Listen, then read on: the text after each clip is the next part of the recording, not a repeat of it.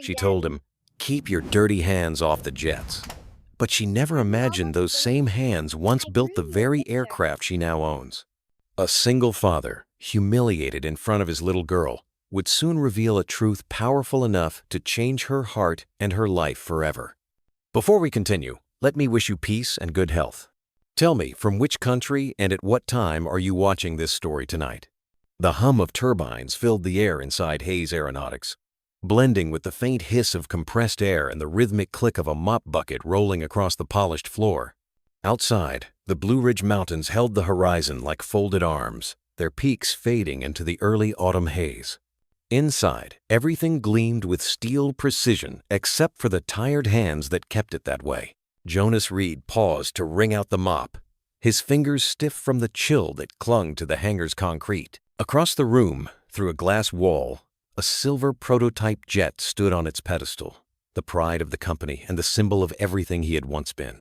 Now he swept the floors beneath it, a ghost tending the ground that had stolen his sky. At the far end of the hangar, Charlotte Hayes walked in, her heels striking the metal grating of the mezzanine like a metronome. She didn't glance down, she rarely did. The daughter of Henry Hayes, founder of the company and a legend in American aviation, she carried herself with the weight of an empire she refused to drop. At 32, she'd learned to hide exhaustion behind a perfect suit and eyes that never lingered long enough to reveal doubt. The staff straightened as she passed. Orders trailed in her wake, concise, flawless, without warmth. Charlotte had been CEO for just under a year, and the shareholders already whispered. Her father's shadow stretched long. She filled it with steel. Down below, Jonas watched her reflection glide across the glass partition, distorted by the curve of the jet's fuselage. He'd met her only twice, both times brief, forgettable exchanges. To her, he was part of the background hum, the smell of detergent and oil, the man who fixed what others didn't see. "Careful there," her voice carried down, clear and sharp. "Don't let your hands touch something you're not qualified to understand." The remark cut through the hangar. A few engineers exchanged glances. One tried to hide a smirk. Jonas kept his eyes on the mop. The floor glistened under the overhead lights, and for a second he saw his reflection older, rougher, and more tired than he remembered. Charlotte moved on without looking back. She didn't see the way his jaw tightened or the faint tremor in his left hand. To her, he was nothing but maintenance necessary, invisible, replaceable. That evening, as the workers left, Jonas stayed behind. He liked the quiet after the noise died, the smell of metal cooling, the soft ticking of machines resting. His daughter, Maya, sat on a crate near the corner, swinging her legs and sketching a small airplane in her notebook. The paper was smudged with pencil and coffee stains. "Almost done, sweetheart?" he asked softly. "Almost." She looked up and grinned. "I made the wings bigger this time, so it can fly higher." He smiled, setting the mop aside. "Higher's good, but you gotta make sure the wings are strong too." "They are." She drew a thick line across the page, her tongue peeking out in concentration. "Stronger than anything." Jonas leaned back against a workbench, the sound of her pencil scratching filling the air like birdsong. He thought of Sarah, her laugh, her touch, the way she used to whisper, "You'll always find the sky again." He'd stopped believing that long ago, but when Maya looked at him, he almost did. The next morning began with the steady rhythm of machinery and the hum of voices echoing through the hangar. Charlotte's footsteps were the first to break the calm. She was already reading numbers off a tablet, her tone clipped and controlled. The engineers nodded without question. The hum of jet turbines was a language she spoke fluently. Empathy was not. Jonas was working near the maintenance pit, his mop sliding in practiced arcs. He moved with quiet precision, the kind born from discipline rather than duty. Across the floor, Maya was sitting on a low stool, coloring the jet she had drawn the night before. Her small voice carried softly in the cavernous room, humming a tune he recognized, an old lullaby Sarah used to sing. Charlotte approached the test bay where Jonas worked. She stopped when she noticed Maya's drawing scattered nearby tiny airplanes with bold shapes and bright colors. "Whose are these?" she asked sharply. Jonas looked up, startled. "My daughter's, ma'am. She waits here after school until I finish up." Charlotte's brow tightened. "This isn't a daycare, Mr. Reed. We can't have children wandering near sensitive equipment." Her words were precise, cold, almost mechanical. "She doesn't wander." Jonas replied quietly. She just draws. Charlotte's gaze drifted to the sketches again, some of them surprisingly detailed, complete with wing flaps and thrust lines. You let her play with schematics? They're just drawings. Even so, she said, brushing the papers aside with her manicured hand. This is a workplace, not story time. Jonas's jaw clenched. He gathered the papers silently. His movements slow, deliberate. Maya watched, her face pale, clutching her sketchbook to her chest. Charlotte turned to leave, but hesitated, glancing once more at the jet model behind the glass, and for a fleeting second, something uncertain flickered behind her eyes. Then it was gone. When she walked away, Maya's voice trembled. Did I do something wrong? Jonas knelt beside her. No, sweetheart, you didn't. But she's mad at you. He managed a small smile. People get mad when they forget what it's like to dream. She tilted her head, not quite understanding, and hugged her sketchbook tighter. Will she ever stop being mad? Maybe, he said softly, when she remembers. That night, the hangar was empty except for Jonas and the echo of the day's noise fading into silence. He stood by the glass wall, staring at the jet beyond it, its silver body glowing under the dim overhead lights. He reached out, his reflection merging with the shadow of the plane. Once, that had been his world. Now it was a memory that lived on the other side of the glass. Maya was dozing off in a folding chair, her notebook open on her lap. Jonas picked it up gently and looked at the latest sketch, the same jet, but with two figures standing beneath it, holding hands. He closed the notebook, smiling faintly, the ache in his chest both heavy and healing. Outside, the mountains were dark silhouettes against a pale sky. The wind carried the scent of oil, rain, and autumn, leaves the same scent that once meant freedom to him. He whispered to the night as if it could still hear. You'll fly again, Maya, he said. Maybe not me, but you. The morning sun poured through the hangar's high windows, turning every floating speck of dust into tiny sparks of gold. Jonas arrived early, his toolbox in one hand and Maya's lunch in the other. She skipped beside him, humming, her backpack bouncing. Outside, Asheville was waking up coffee shops, filling, buses sighing at corners, the low hum of the Blue Ridge Parkway in the distance. Inside Hayes Aeronautics, life ran on precision. The engineers moved in synchronized rhythm, coffee cups and clipboards in hand, their voices blending with the sound of rotating turbines. Jonas pushed his mop bucket to the far side of the testing floor, careful to stay out of the way. Maya found her usual corner, a crate near the observation glass, and opened her notebook. Draw something good today, Jonas said with a smile. She nodded. I'm making a plane that can fly forever, he chuckled. You'll have to teach me how that works. Easy, she said, her pencil already moving. You just don't let it give up. Jonas paused for a second. The simplicity in her words pierced through the layers of exhaustion that had built up inside him. He wanted to answer, to say something hopeful, but the intercom buzzed, and Charlotte Hayes' voice filled the room. Team 3, I want diagnostics on the apex valve within the hour. No delays. Her tone was sharp, commanding. The sound of heels followed a few moments later. Charlotte appeared, walking briskly toward the prototype section, her navy suit immaculate, hair pinned back like a crown. She didn't notice Maya sitting on the floor, nor the crumpled blueprints by her feet. Maya's eyes caught one of the discarded papers fluttering near the recycling bin. She picked it up carefully. It was a faded schematic of a jet engine, covered in red ink notes and coffee rings. To her, it looked like a puzzle waiting to be solved. She sat cross-legged and began tracing the lines with her finger, whispering the labels like spells. Fuel line, intake valve, thrust vector. Arthur Cole, the senior engineer, spotted her from across the hangar. He was carrying a stack of test results and stopped mid-step.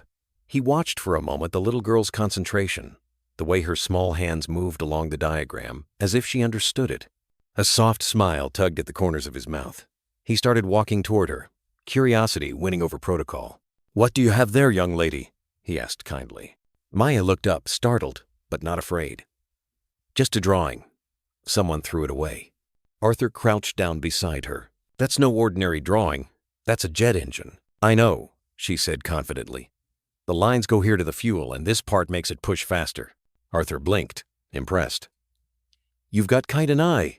My dad teaches me, she said proudly. Arthur followed her gaze to Jonas, who was wiping down the safety rail nearby. The older man's brow furrowed. Jonas looked up just in time to see Charlotte approaching, and the color drained from his face. Charlotte's voice sliced through the hum of machines. "What is going on here?" Arthur straightened. "She's just—" Charlotte raised a hand, silencing him. Her heels clicked against the floor as she stopped in front of Maya. "Who let this child in the restricted testing zone?" Maya froze. I was just looking." "This is not a playground," Charlotte snapped. She gestured toward the jet engine behind the glass partition. "Do you know how much that costs? More than your house, more than your school, more than anything you'll ever touch in your life." Maya's eyes welled up. She hugged the blueprint to her chest, her voice trembling. "I'm sorry. I didn't mean—" Charlotte's tone didn't soften. "Where's your parent?" Jonas was already running. Jonas's boots echoed against the concrete as he sprinted toward them, the sound slicing through the hangar's buzz. His uniform was damp with cleaning solution, his hands raw from the chemicals. He stopped a few feet away, breath short, eyes flicking between his trembling daughter and the CEO who towered above her. "I'm sorry, ma'am," he said quickly, voice steady but low. "She won't—" Charlotte's stare cut him off. "She won't what? Wander into $1 million facility again?" Jonas swallowed. "It won't happen again." "Oh." Charlotte's eyes swept over him, the worn uniform, the mop bucket left by the door, the rough calluses on his fingers. Her expression hardened, an invisible wall rising between them. "You think mopping floors here will get you back into the sky?" The words hung in the air like the echo of a slap. Someone nearby coughed to hide a laugh. Another engineer pretended to check his tablet. Arthur's stomach knotted. He wanted to speak, but Jonas only nodded, his gaze steady, his dignity held together by silence. He turned to Maya and crouched down. "Come on, kiddo," he whispered, gently easing the blueprint from her arms and setting it on a nearby table. "Let's go." Maya's lip quivered. "Dad, I didn't mean—" He shook his head softly. "I know, sweetheart. It's okay." Charlotte stood motionless, arms folded, the faintest shadow of uncertainty flickering behind her eyes as she watched the pair walk away. For a moment, the echo of her own words bounced back at her $1 million facility, and she wondered who she was trying to convince. When they were gone, Arthur stepped forward and picked up the blueprint. His old hands trembled slightly as he unfolded it. The child's tiny fingerprints smudged the paper, traced neatly along the fuel lines and wing edges. He turned it over, faint pencil marks revealed additions, small corrections, almost invisible, but technically sound. He frowned. No janitor could have taught that from a distance. Later that evening, after the hangar lights dimmed, Arthur sat alone in his small office. He rummaged through a drawer until he found an old photo encased in a cracked frame, a group shot from a military gala in 2012. The men wore dress uniforms, medals gleaming under harsh fluorescent light. He leaned closer, eyes narrowing. There, third from the left. Same build, same steady jawline, same eyes that looked through, not at, the world. Jonas Reed, though the nameplate in the photo was half obscured by glare. Arthur's breath caught. He remembered shaking hands with those men. The Valor Squadron, the unit that had vanished during a rescue mission in Nevada. Every one of them declared dead. He'd been there when the speech was given, when the nation mourned heroes whose names were sealed in classified files. He looked back at the photo, then at the blueprint, still resting on his desk. A janitor who moved like a pilot. A little girl who drew engines with a precision you didn't learn from cartoons. Arthur exhaled slowly, the weight of recognition pressing on him. The building around him was silent now, save for the soft hum of the nightlights. He turned the photo toward the dim glow, his voice barely a whisper. "Valor Squadron," he murmured. "So you didn't all die after all." He sat back in his chair, the truth heavy and impossible to ignore. Outside, rain began to fall slow, steady, tapping against the windows like fingers on a drum. Somewhere across the hangar, Jonas was tucking his daughter into bed, the day's humiliation already folding into silence. But Arthur knew what he had seen, and the quiet promise settled deep inside him. He would not let that truth stay buried forever. By the time the next week rolled in, the hangar had learned to whisper. It wasn't the whine of turbines or the clang of tools anymore. It was softer, human, full of speculation. The rumor began in the break room, somewhere between a cup of stale coffee and a story told half in jest. Did you hear about the janitor? One of the mechanics murmured. Someone said he used to fly the same kind of jets we build. Another laughed. Yeah, and I used to be the president. Pass the sugar. But the rumor didn't die. It drifted, patient and persistent, finding new breath in the mouths of people who wanted to believe in something larger than themselves. By the third day, it had a name attached to it. Jonas Reed, the ghost pilot. Charlotte Hayes first heard it during a board briefing. She had just finished presenting quarterly figures when a nervous intern mentioned that maintenance morale was up, supposedly due to a veteran among the janitorial staff. She looked up from her tablet, her tone clipped. A veteran? Yes, ma'am, the intern stammered. They say he flew rescue missions, somewhere classified. The boardroom chuckled.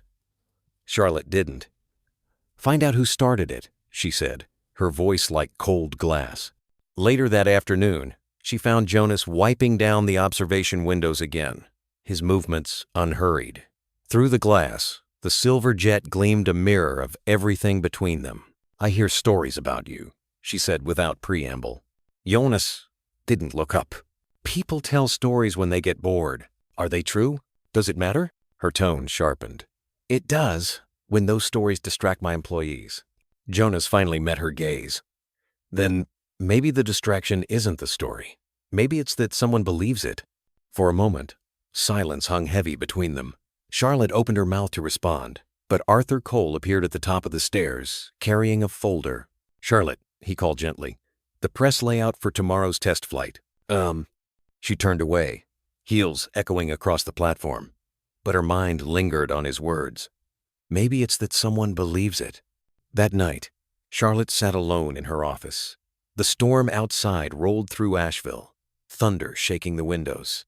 She reached into her drawer and pulled out a framed photograph, her father, smiling in his old flight jacket, standing beside a man she didn't recognize.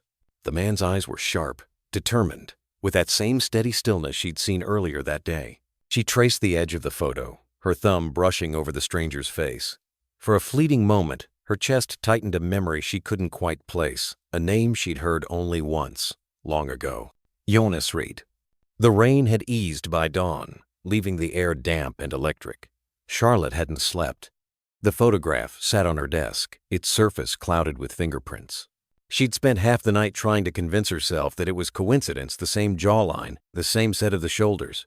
But as the first light spilled through her window, doubt turned into a quiet, gnawing certainty. When she arrived at the hangar that morning, her reflection in the glass doors startled her. The circles under her eyes, the stiffness in her posture, they made her look like her father on his worst days. She exhaled and walked inside. Arthur was already there, leaning over a table covered in flight diagrams. He looked up and studied her face for a moment. Rough night? She ignored the question. You worked with the Air Force years ago, didn't you? On contract, he replied slowly. Why? Did you ever hear of something called Valor Squadron? The name hung between them like a spark about to catch. Arthur's expression shifted surprise first, then caution.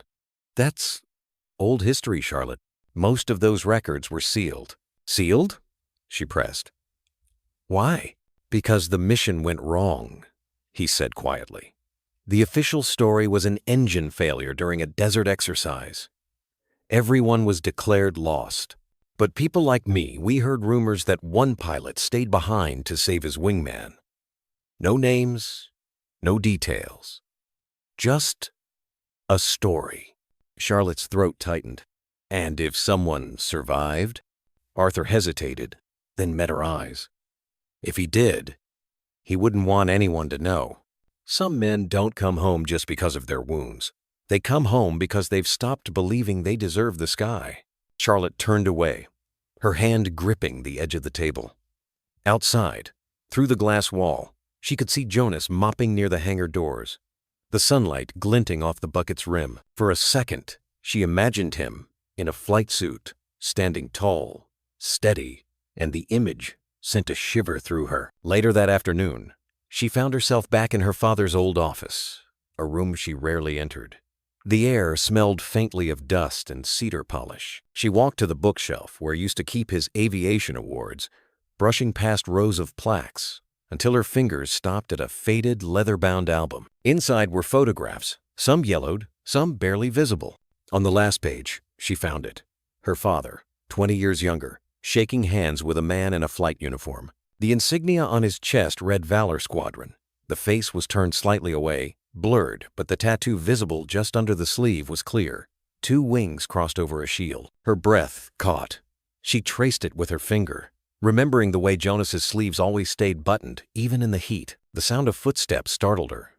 Arthur stood in the doorway, holding an old military commendation photo he'd found in storage, one he hadn't seen in over a decade. He placed it beside hers.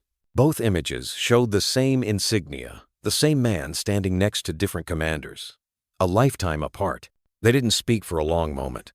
The truth didn't need words. Finally, Arthur said quietly, "I think you already know, Charlotte." She nodded slowly, her chest rising with a tremor she couldn't suppress.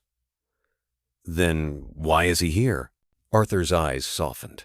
"Maybe to remind you and the rest of us that not every fallen man stays down."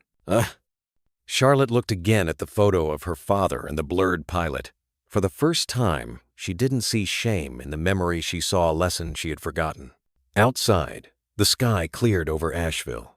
Light spilled through the hangar windows, landing squarely on Jonas as he worked, his reflection merging with the silver outline of the jet.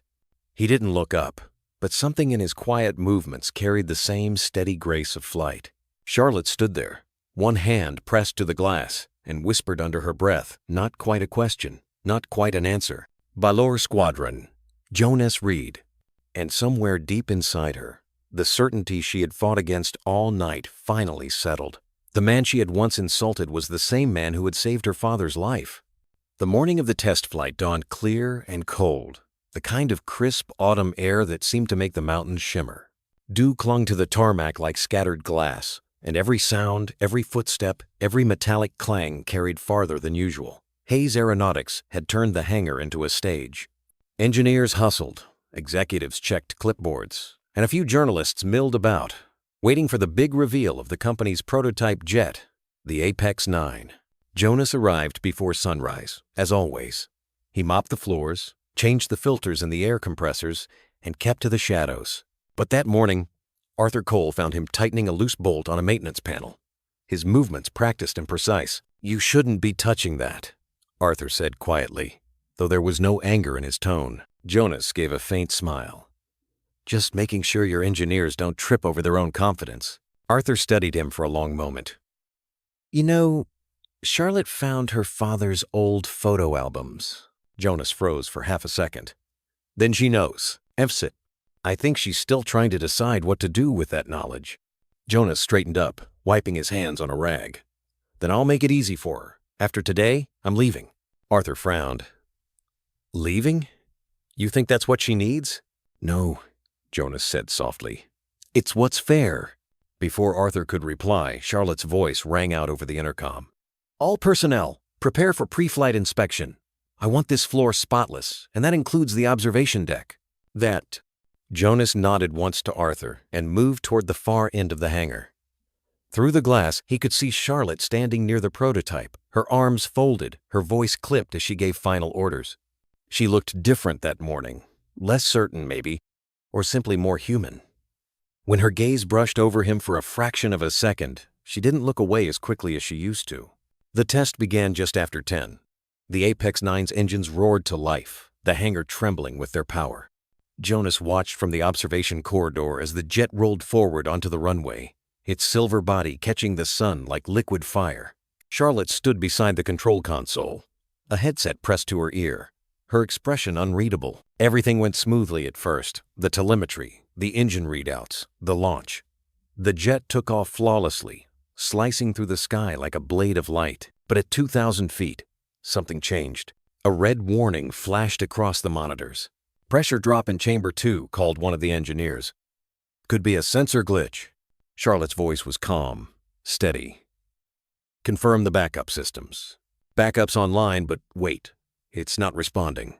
On the screen, the jet dipped slightly, then steadied. The pilot's voice crackled over the comms. "I'm reading turbulence, possibly a compressor surge." "Abort and return to base," Charlotte ordered immediately.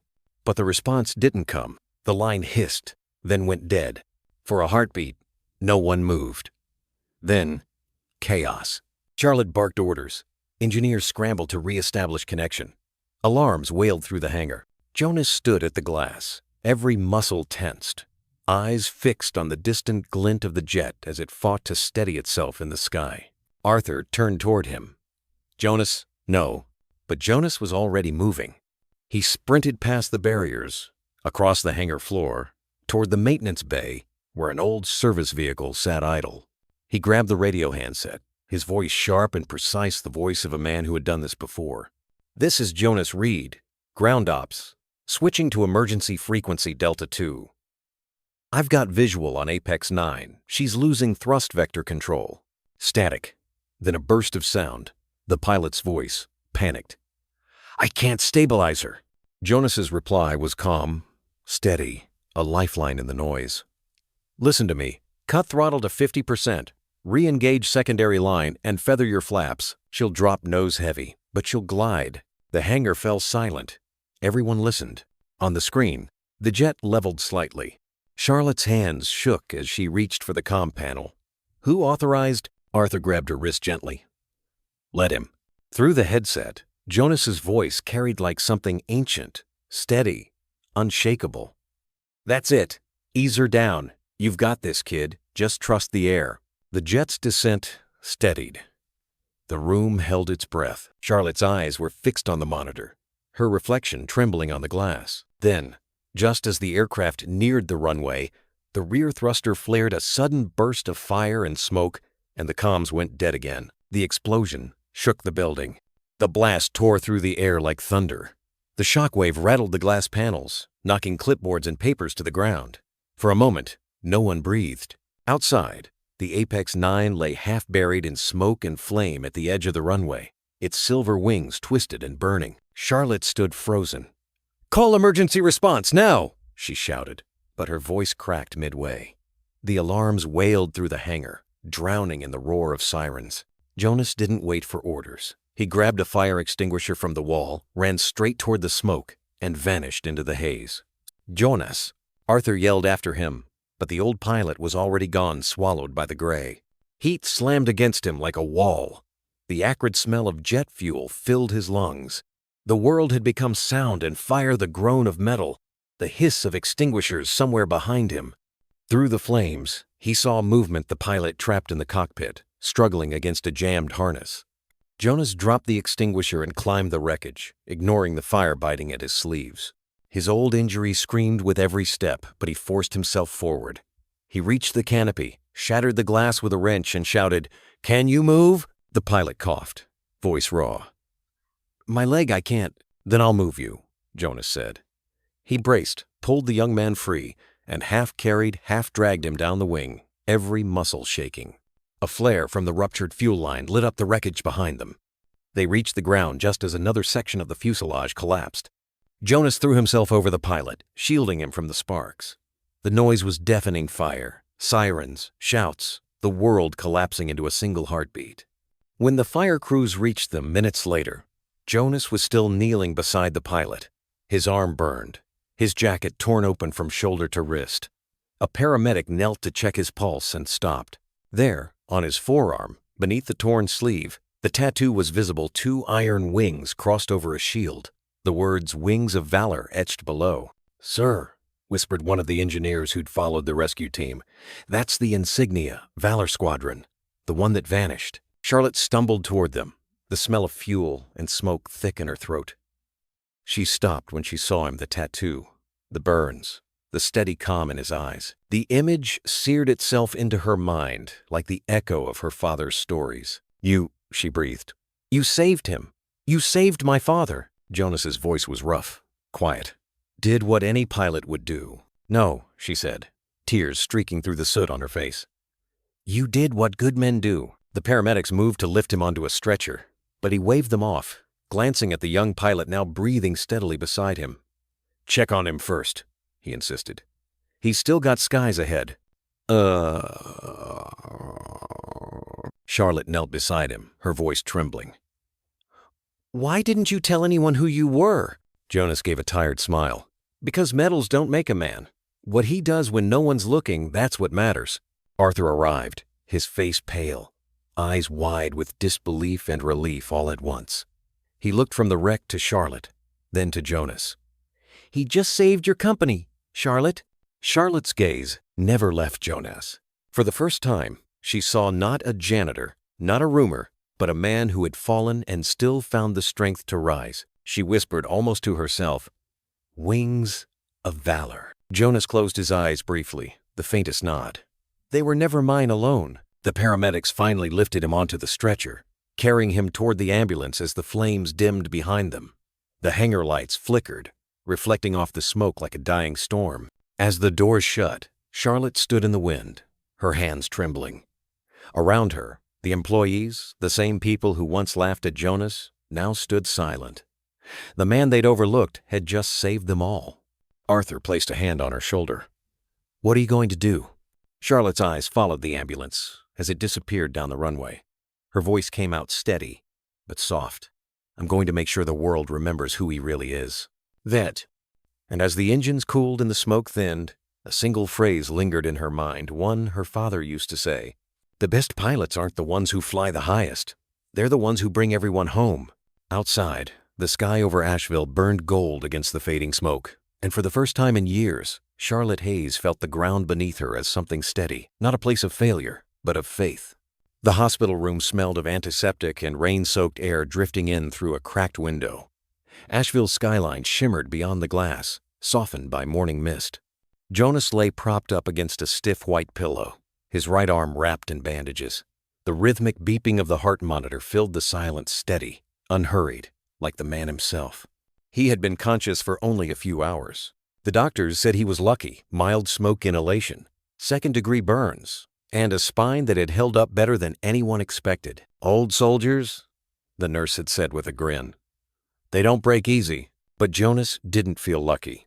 He felt empty. He stared at the IV line, watching each slow drip of fluid as if it carried a memory. Every crash of metal, every scream from the hangar echoed in his chest. He'd promised himself he would never step into fire again. Yet here he was, and worse, people were calling him a hero again. A soft knock pulled him from his thoughts. The door opened, and Charlotte stepped inside. She wasn't wearing her usual armor, no heels, no black blazer, just jeans, sneakers, and an oversized gray sweater that made her look smaller, younger. Her hair was tied back, and for the first time, she didn't seem to be performing strength. She simply was. Jonas's expression didn't change, but his hand tightened slightly on the blanket. "Did the pilot make it?" She nodded. "Stable. He's going to be fine." "Good," he murmured. "That's all that matters." Charlotte pulled a chair closer, but didn't sit right away. Her voice wavered, uncertain. "You knew that engine would fail, didn't you? Even before the test." Jonas didn't answer immediately. He looked out the window, his reflection pale against the rain. "I saw something wrong during setup. I mentioned it once. No one listened." "I didn't," she admitted quietly. "You tried to warn me." He turned his head slightly. "You were fighting your own battles. I know what that looks like." Silence settled between them again, broken only by the hum of the machines. Charlotte sank into the chair, hands clasped tightly in her lap. For someone who commanded rooms full of investors and generals, she suddenly looked unsure of what to say. "When my father was alive," she began softly, "he told me about the man who saved him during a desert emergency, a pilot who refused recognition. I didn't believe him.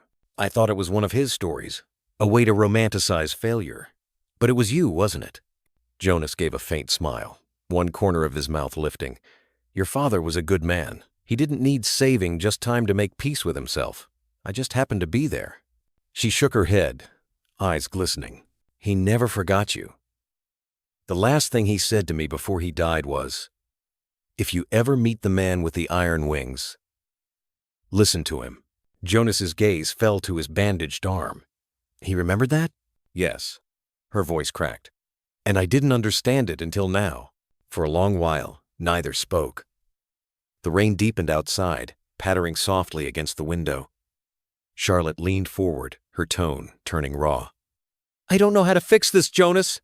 "The company The mess I made? The way I treated you? You start by forgiving yourself, he said simply. She frowned, her voice trembling. That's harder than it sounds. I know, he said, meeting her eyes. But it's the only way you can lead without fear. The door opened then, and Arthur Cole stepped in, holding a small folder. Jonas, he said gently, I thought you'd want to see this. Inside were news clippings, already circulating online photos from the hangar, the fire, and one image that was spreading fast.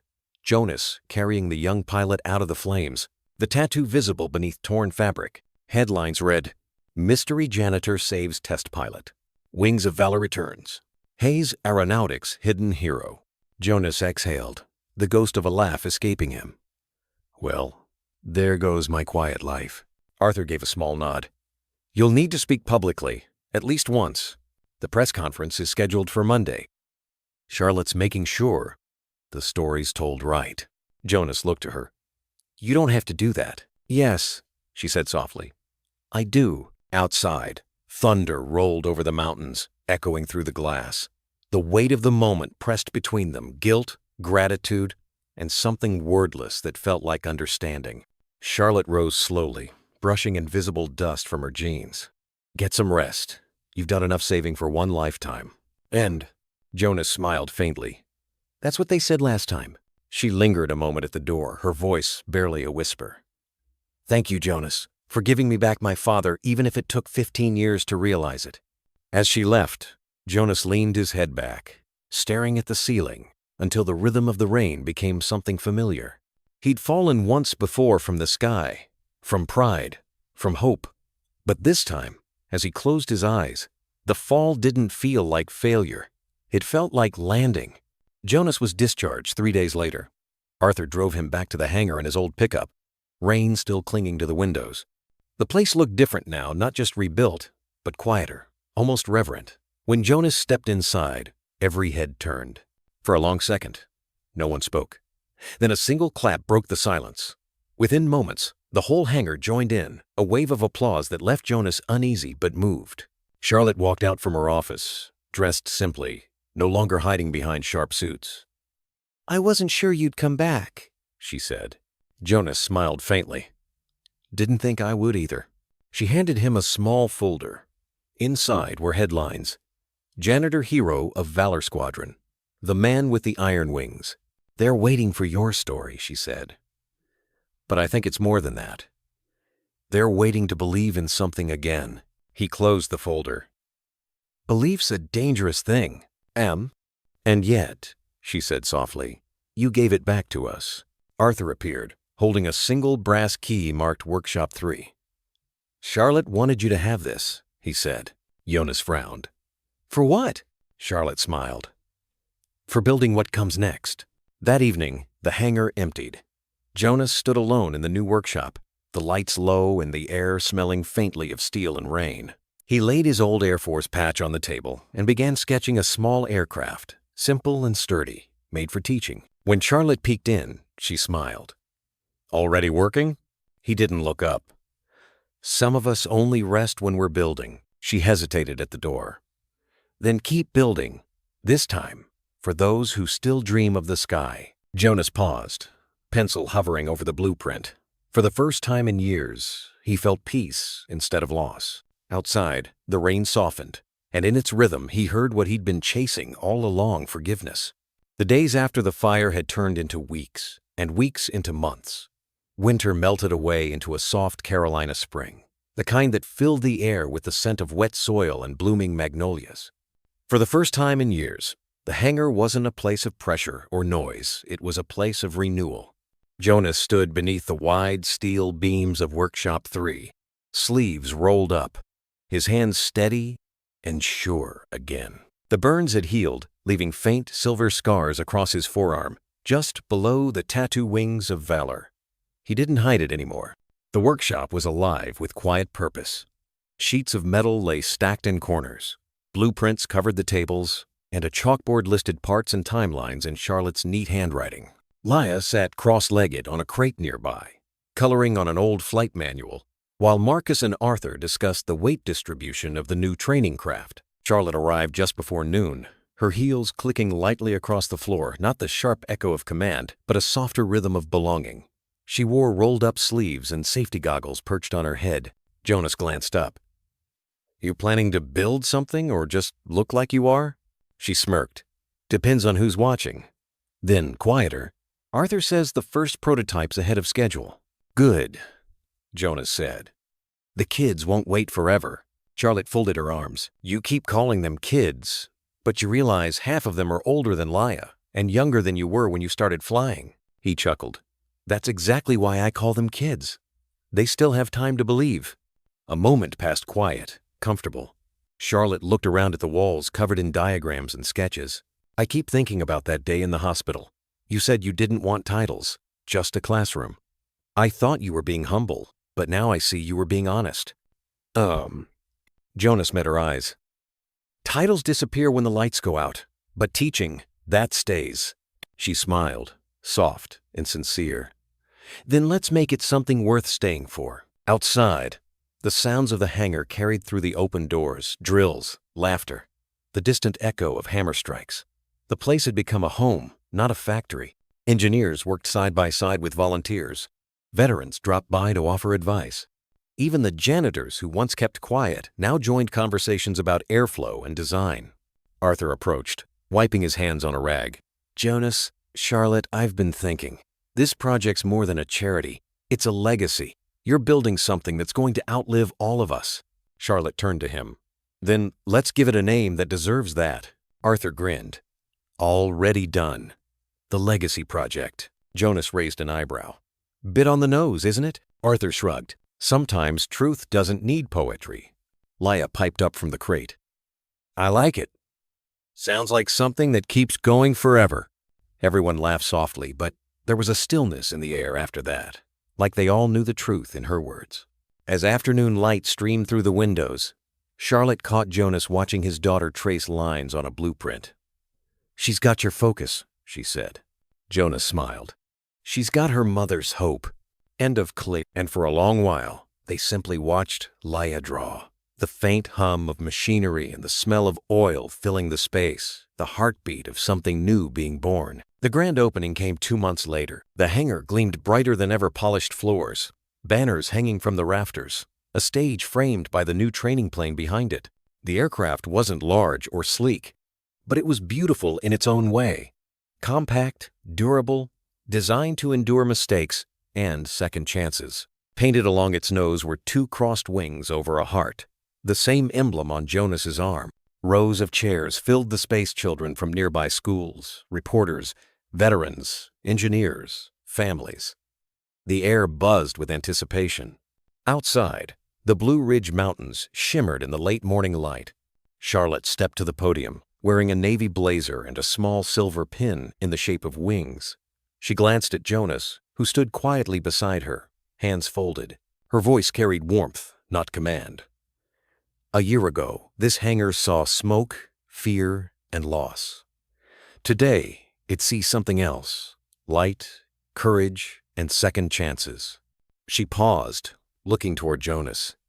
"Some people fall from the sky and never return, but a few find new wings on the ground, wings that lift others. Jonas Reed is one of those people." Applause rippled through the crowd, genuine and full. Jonas looked uncomfortable at first, then smiled slightly, shaking his head. When Charlotte gestured for him to speak, he hesitated, but Laia, sitting in the front row, gave him a thumbs up. He took a slow breath and stepped forward. "I used to think flying was about control, about staying above the clouds and never letting go. But I was wrong. The real sky isn't up there." He pointed upward, then lowered his hand toward the audience. "It's here. It's the people we lift, the hands that build, the hearts that believe." He paused, his voice growing softer. "I fell once, hard. I thought I'd lost everything. My purpose, my family, my faith. But someone reminded me that even broken wings can carry others. So if you're out there wondering if it's too late to start again, it's not." Silence filled the hangar, the kind that meant people were listening with their hearts. Charlotte blinked back tears. Arthur's eyes shone. Even the reporters had lowered their cameras. Jonas stepped down, returning to his seat beside Laia. She leaned in and whispered, "You sounded like Grandpa." He smiled. "He'd like that." After the ceremony, the first group of children approached the plane. They ran their hands along the smooth surface, wide-eyed. One boy asked, "Can anyone really learn to fly here?" Jonas crouched down, meeting his gaze. "Anyone who's brave enough to try." As the crowd thinned, Charlotte joined him near the plane, her expression calm and bright. "You just changed more than a few lives," she said. Jonas looked toward the open hangar doors, the sunlight spilling across the runway. "We all did," Charlotte nodded. "Then let's keep doing it." Leia ran up, holding her sketchbook high. "Look, Dad, I drew new wings for everyone." He lifted her into his arms, smiling. "That's perfect, sweetheart, because the sky's big enough for all of us." As the applause faded into laughter and the first test flight roared to life, Charlotte turned to Jonas. "Do you hear that?" He listened not to the engine, but to the sound of joy and purpose filling the air. "Yeah," he said quietly. "That's what hope sounds like." Outside, the little plane lifted into the sunlight, tracing a silver arc over the mountains. And for the first time since his fall, Jonas didn't look up wishing to fly. He looked up knowing he already was. The grand opening came 2 months later. The hangar gleamed brighter than ever polished floors, banners hanging from the rafters, a stage framed by the new training plane behind it. The aircraft wasn't large or sleek, but it was beautiful in its own way, compact, durable, designed to endure mistakes and second chances. Painted along its nose were 2 crossed wings over a heart, the same emblem on Jonas's arm. Rows of chairs filled the space children from nearby schools, reporters, veterans, engineers, families. The air buzzed with anticipation. Outside, the Blue Ridge Mountains shimmered in the late morning light. Charlotte stepped to the podium, wearing a navy blazer and a small silver pin in the shape of wings. She glanced at Jonas, who stood quietly beside her, hands folded. Her voice carried warmth, not command. "A year ago, this hangar saw smoke, fear, and loss. Today, it sees something else, light, courage, and second chances." She paused, looking toward Jonas. "Some people fall from the sky and never return, but a few find new wings on the ground, wings that lift others. Jonas Reed is one of those people." Applause rippled through the crowd, genuine and full. Jonas looked uncomfortable at first, then smiled slightly, shaking his head. When Charlotte gestured for him to speak, he hesitated, but Leia, sitting in the front row, gave him a thumbs up. He took a slow breath and stepped forward. "I used to think flying was about control, about staying above the clouds and never letting go, but I was wrong. The real sky isn't up there." He pointed upward, then lowered his hand toward the audience. "It's here. It's the people we lift, the hands that build, the hearts that believe." He paused, his voice growing softer. "I fell once, hard. I thought I'd lost everything, my purpose, my family, my faith. But someone reminded me that even broken wings can carry others. So if you're out there, wondering if it's too late to start again, it's not." Silence filled the hangar, the kind that meant people were listening with their hearts. Charlotte blinked back tears. Arthur's eyes shone. Even the reporters had lowered their cameras. Jonas stepped down, returning to his seat beside Leia. She leaned in and whispered, "You sounded like Grandpa?" He smiled. "He'd like that." After the ceremony, the first group of children approached the plane. They ran their hands along the smooth surface, wide-eyed. One boy asked, "Can anyone really learn to fly here?" Jonas crouched down, meeting his gaze. "Anyone who's brave enough to try." As the crowd thinned, Charlotte joined him near the plane, her expression calm and bright. "You just changed more than a few lives," she said. Jonas looked toward the open hangar doors, the sunlight spilling across the runway. "We all did." Charlotte nodded. "Then let's keep doing it." Leia ran up, holding her sketchbook high. "Look, Dad, I drew new wings for everyone." He lifted her into his arms, smiling. "That's perfect, sweetheart, because the sky's big enough for all of us."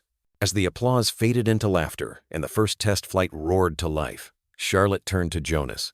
"Do you hear that?" He listened not to the engine, but to the sound of joy and purpose filling the air. "Yeah," he said quietly. "That's what hope sounds like."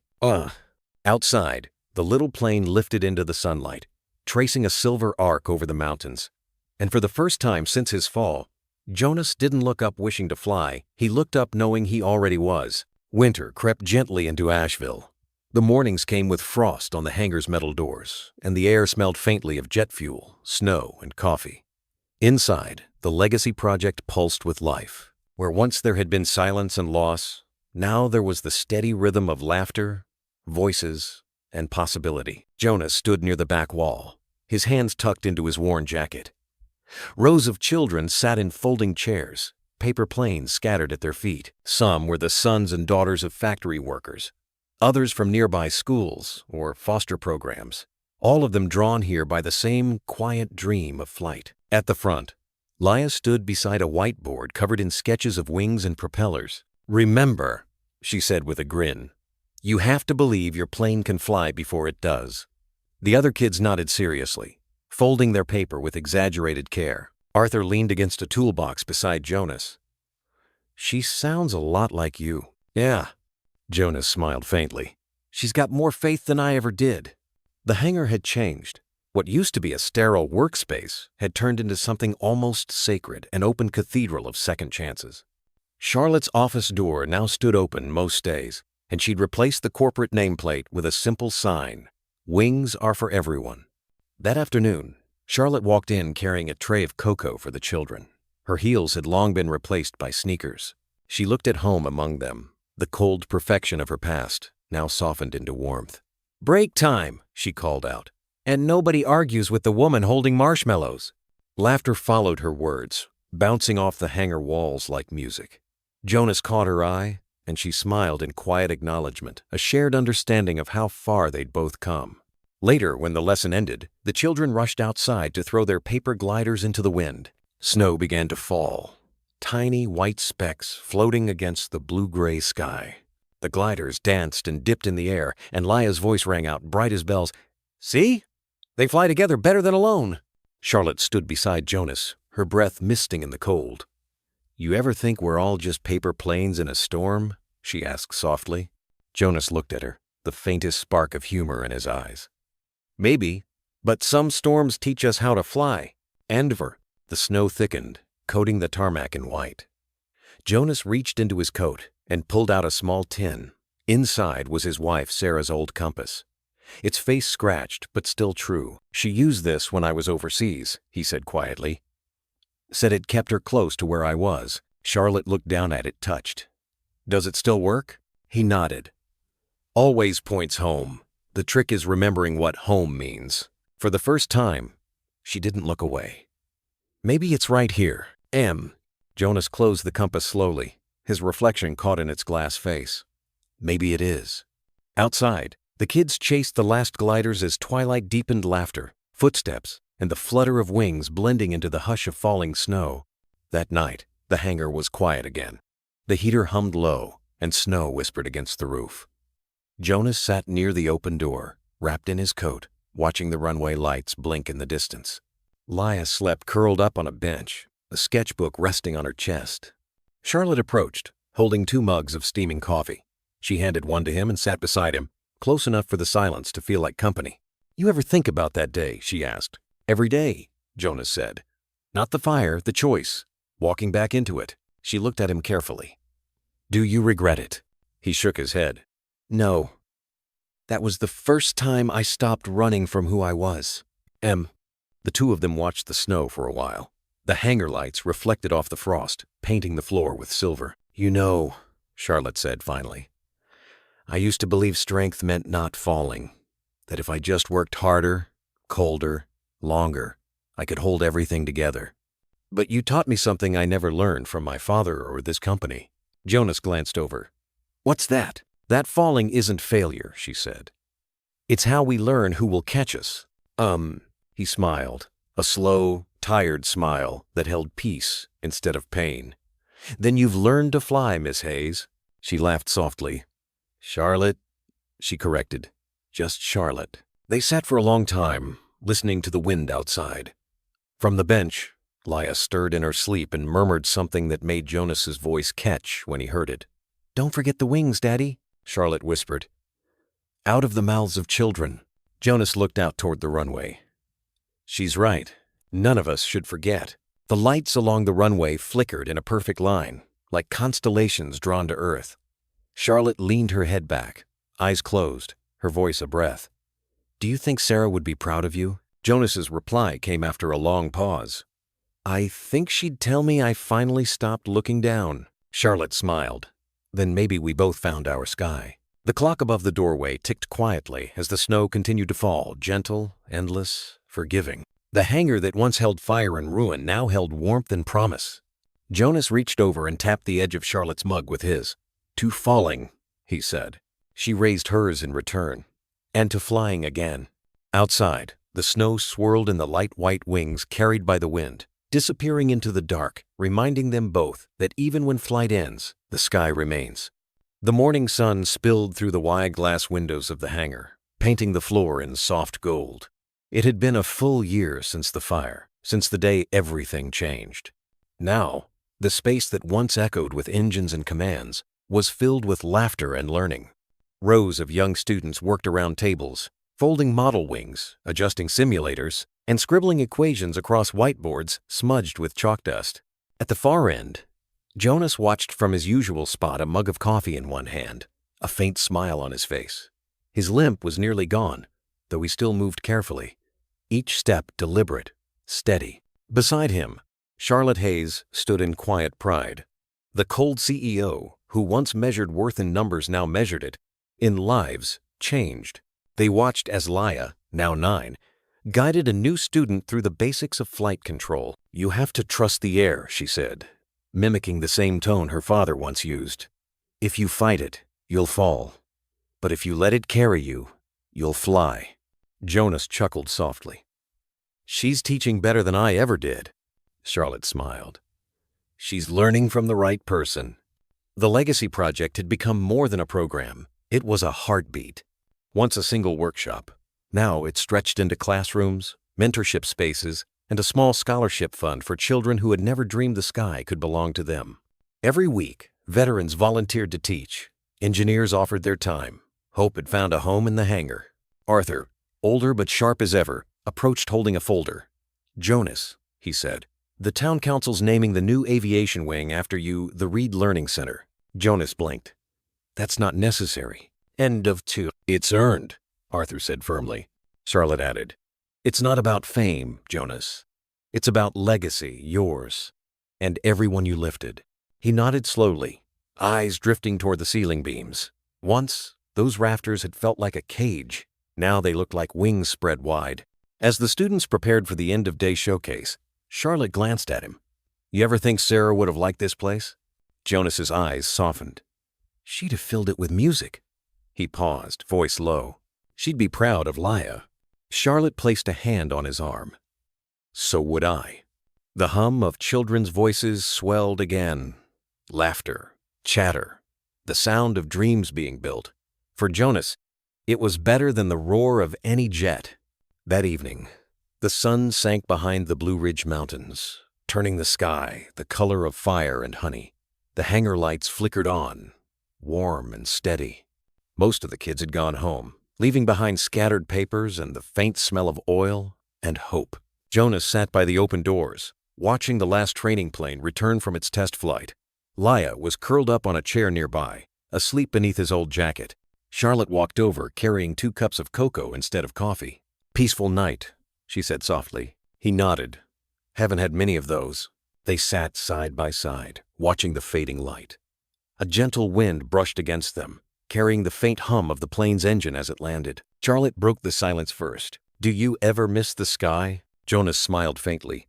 "No, I think I finally found it down here." She looked at him, eyes reflecting the amber light. "You know, I used to think flying meant never touching the ground. Now I think it means carrying others with you when they can't lift themselves." Jonas glanced at her, then at his sleeping daughter. "That's all it's ever meant." For a long moment, neither spoke. The quiet between them wasn't empty, it was full of everything they'd lost, rebuilt, forgiven. Charlotte reached into her coat pocket and handed him something small. A silver pin in the shape of 2 wings crossed over a heart. "For you," she said. "Not a medal, just a reminder." He turned it in his fingers, smiling. "I've already got the reminder. He looked toward Laya. Right there, Charlotte smiled. Then let's call this one hope. Outside, the last light faded. The training plane rested in the distance, glowing under the lamps. The Legacy Project emblem shining softly. 2 wings, 1 heart. Jonas exhaled, long and content. The sky doesn't need heroes, he murmured. Just people who remember how to lift others. Charlotte nodded. Then let's keep lifting. The wind swept through the hangar, carrying the faint sound of children's laughter still echoing in the walls. And as night settled over Asheville, the stars began to appear tiny lights scattered across the vast dark, like wings remembered. Sometimes, the quietest endings are the ones that stay with us the longest.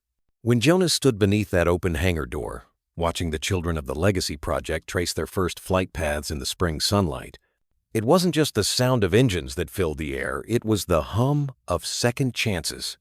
The story of a man who fell from the sky only to learn that real wings are built on the ground reminds us that redemption doesn't always come in grand gestures. Often, it begins with a single act of kindness, a patient word, or a promise kept. And maybe that's what love truly is, not the noise of success or the weight of perfection, but the quiet work of rebuilding, day after day. The kind that makes a broken heart steady again, that turns an empty hangar into a home filled with laughter. For those of us who have loved, lost, and learned to forgive, Jonas's journey whispers a truth we all recognize. That family isn't always the one we're born into, sometimes it's the one we build, piece by piece, through faith and compassion. Because love, in its simplest form, is a choice, the choice to lift someone else when you no longer need to climb higher yourself. Like an old porch light glowing through the Carolina night, a single act of goodness can guide even the most weary traveler back home. In a world that often measures worth by wealth or titles, this story reminds us that what truly matters is how we care for one another, how we forgive, and how we begin again. If you've ever sat down at a quiet kitchen table, felt the warmth of a cup of coffee in your hands, and remembered someone who once believed in you, then you already know what Jonas felt that day. It's the simple grace of being seen, of being given a second chance to love. The lesson is simple but eternal. Unconditional kindness can change the course of a life. Everyone deserves to be loved and to belong. Happiness comes not from what we take, but from what we give. So, tonight, as you sit in your living room or by your window, watching the evening settle in, take a moment to think about the people who helped you find your wings and those who might still need yours. If this story touched your heart, type 1" the comments below. If you think it could be better, or if you'd like to share your thoughts, type 0, because every story, like every soul, grows stronger when we listen to one another. And remember, dear friends, the sky is wide enough for all of us to fly, as long as we lift each other along the way.